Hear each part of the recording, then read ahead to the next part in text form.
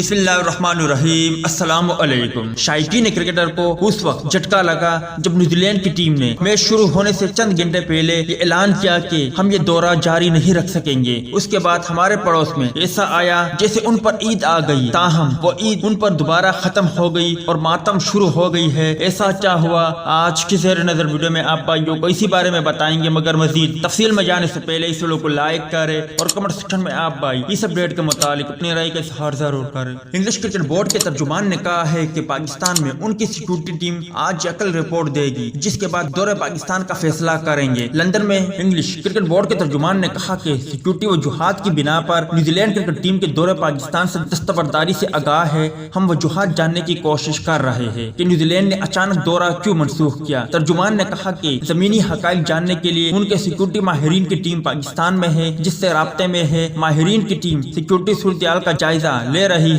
Team آج یا کل اپنی رپورٹ دے گی پاکستان کا دورہ کرنا ہے یا نہیں۔ اس حوالے سے اگلے 24 سے 48 گھنٹوں میں فیصلہ کریں گے۔ جبکہ دوسری جانب پاکستان پر خوشیاں منانے والے اب ماتم کرنے لگے ہیں، کیونکہ IPL کے بقیہ میچز کا انعقاد آسٹریلیا اور انگلینڈ کے اہم کھلاڑیوں نے شرکت سے انکار کر دیا ہے۔ انڈین پریمیئر لیگ IPL کے بقیہ میچز کے دوران انگلینڈ اور آسٹریلیا کے اہم کھلاڑی دستیاب نہیں ہوں گے۔ تفصیلات کے مطابق بقیہ میچز کے دوران مائے ناز انگلش آل راؤنڈر بین سٹوک، وکٹ کیپر بلے باز جوز بٹلر، جونی بریسٹو، موین علی اور نمبر 1 T20 بلے باز David Malan, fast bowler Jofra Archer, all rounder Chris Woakes اور آسٹریلوی پیسر پیٹ کمنس میسر نہیں ہوں گے۔ انگلش کھلاڑی 5واں ٹیسٹ منسوخ کرنے پر بطور احتجاج IPL میں شریک نہیں ہوئی۔